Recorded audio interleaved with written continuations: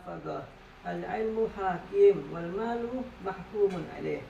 Di kitab Manhajus Sawi halaman 89, beliau mengatakan, Imam Ali karamallahu wajhah, yaitu ilmu lebih baik daripada harta.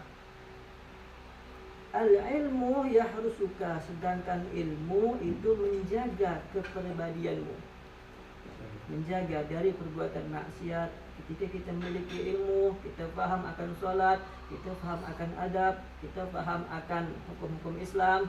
Nah, disitulah ilmu yang menjagamu. Kenapa disebutkan ilmu lebih berharga, lebih bermanfaat, sangat-sangat berharga daripada harta? Karena tersebut ilmu menjagamu. Ketika engkau ingin melakukan maksiat kepada Allah, sedangkan engkau tahu hukum maksiat tersebut. Ketika engkau ingin mencuri ataupun ingin melakukan perbuatan zalim, sedangkan engkau tahu apa hukum, apa dosanya yang dibalas oleh Allah dari perbuatan zalim tersebut, maka disitulah ilmu yang akan menjagamu.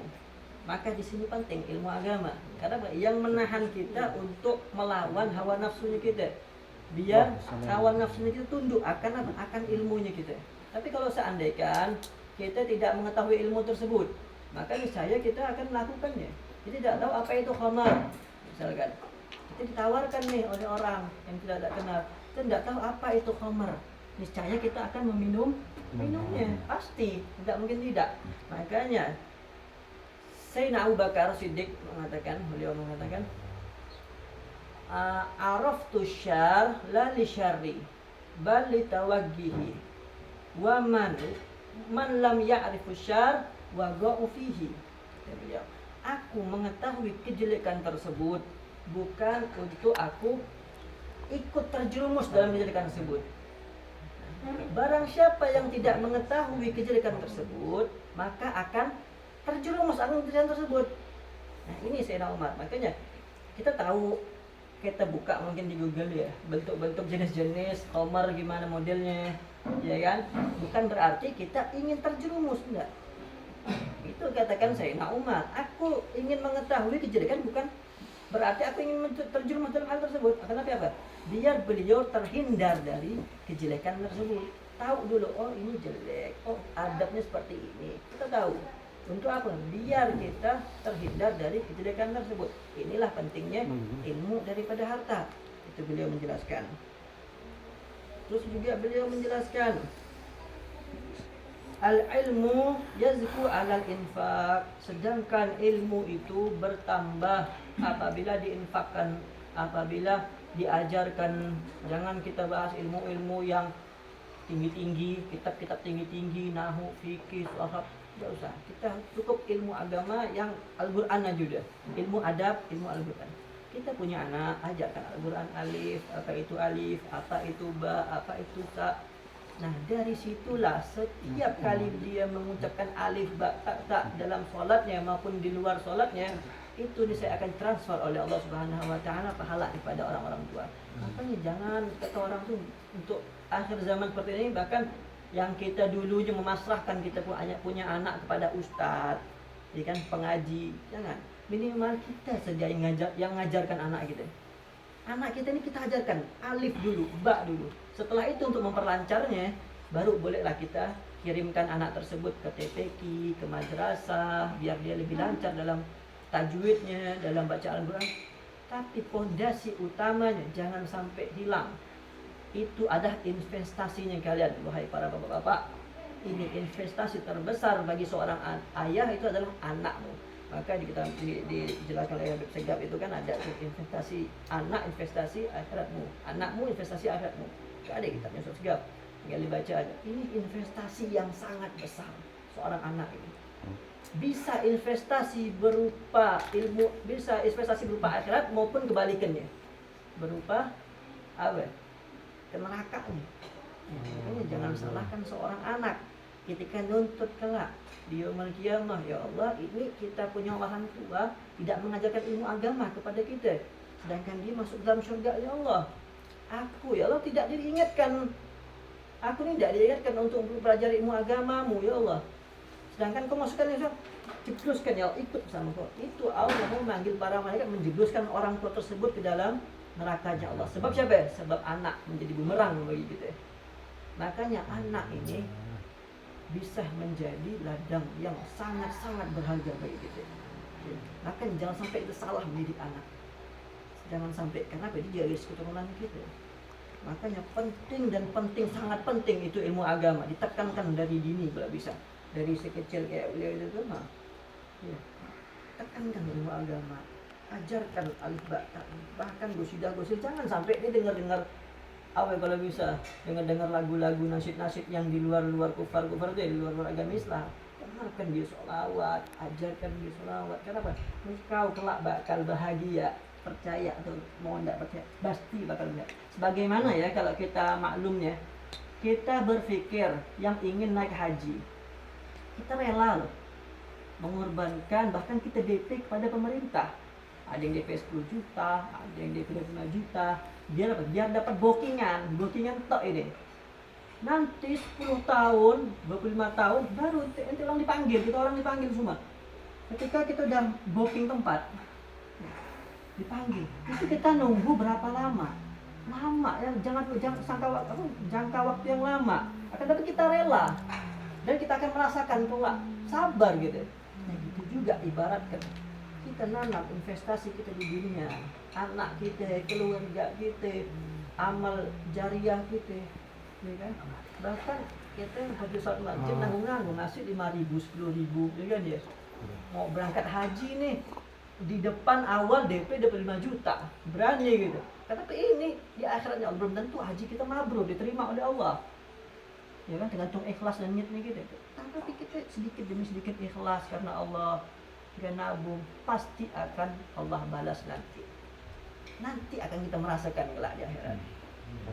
Makanya di sini dijelaskan oleh Imam Ali, ilmu yaitu bermanfaat, bertambah, sering bertambah dengan kita infakkan, kita ajarkan ilmu kita. Akan tapi ini harta, wal mal yunqasu bin nafaqah, akan tetapi harta berkurang apabila kita dikeluarkan jalan-jalan yang salah, berkurang. Ya, kita keluarkan buat makan habis jadi kotoran, kita keluarkan buat pakaian, usang pakaiannya habis makan rakyat. Tetapi ilmu enggak bertambah, anaknya ngajarkan anaknya lagi bertambah anak.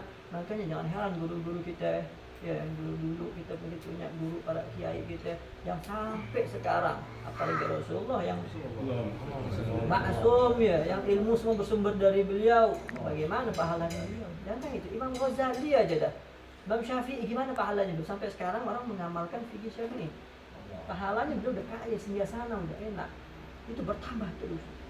Makanya kita dari hal yang kecil tumbuh hal besar. Nah, akan tapi harta tidak, malah sebaliknya semakin kita infakkan dengan kadang tidak ikhlas, kita keluarkan dengan yang mubadir, nah itu akan berkurang. Itu dia di sini dijelaskan. Wal mal kasbin apa? Al ilmu, nah ini ilmu.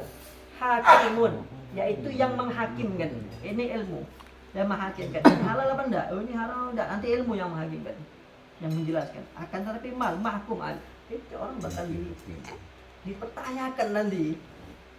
Nah, dengan harta itu aina kasabahu wa min aina anfagahu, ya kan? Di mana engkau dapat itu harta dan dengan apa engkau keluarkan itu harta, semuanya dipertanggungjawabkan oleh Allah Taala nanti di akhirat. Makanya orang yang paling lama masuk surga itu orang yang kaya. Dia banyak hisapnya, tidak habis hisapnya.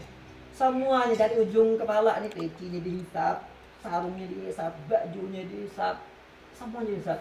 Makanya halalul hisab wal haramul azab, itu yang namanya dunia. Halalnya nih jelas halal dihisap oleh Allah, lama kita masuk surga. Apalagi yang haram, udah sumpah ya misalnya, yang halal aja susah, mending yang haram. Kau ambil itu haram, kau dihisap terus diadab kau gitu. Dan lama kau dihisap, masuk lagi diadab ujung-ujungnya. Alhamdulillah ya, itulah yang namanya harta.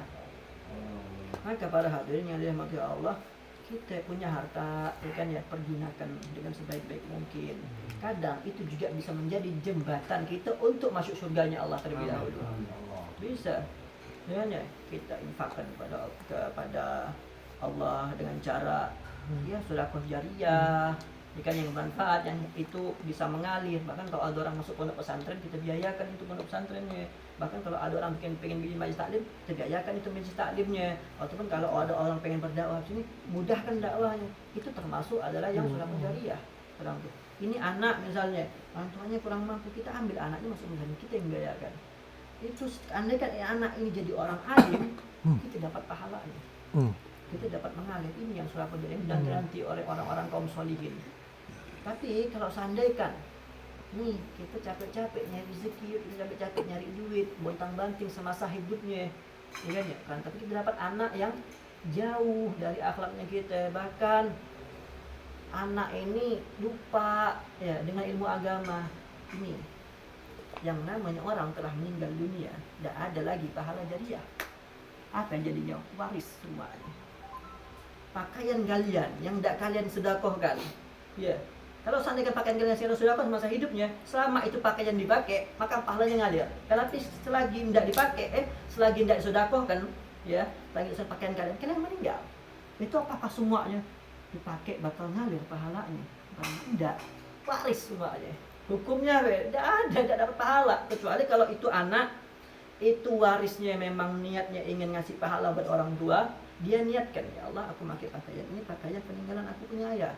Setiap apa yang nempel di badanku, yaitu misalnya ini miliknya dia, aku dikasih, aku titipkan, aku pakai, pahalanya kirimkan kepada orang tuaku. Itu maka akan mengalir pahalanya. Tetapi kalau tidak diniatkan, apalagi naudzubillah kita dapat anak-anak yang jauh dari Allah, ya kan ya, habis sebanyak apapun kalian memiliki harta, habis. Yang istri bisa kawin lagi, yang anaknya lupa Fatihah, bahkan malam Jumat tidak di Fatihah ini lah. Kan cuma bisa melihat, coba. Saya bersedih, ya Allah, aku capek cari dunia semasa hidupku sampai makan keringat. Akan tapi yang mati siapa, ya Allah? Anak-anak aku, dia lupa akan jasa orang tua. Sedikit pun aku tidak mendapatkan balasan. Ini yang sangat kita sesali, yang sangat kita sayangi. Makanya itulah dikatakan investasi yang terbesar bagi seorang ayah, yaitu anak yang soleh. Mudah-mudahan kita semua punya anak yang soleh, dan Allah jadikan anak kita anak yang soleh yang berbakti pada orang tua. Amin ya rabbal alamin. Kurang lebihnya kita mohon maaf. Assalamualaikum warahmatullahi taala wabarakatuh. Waalaikumsalam warahmatullahi wabarakatuh.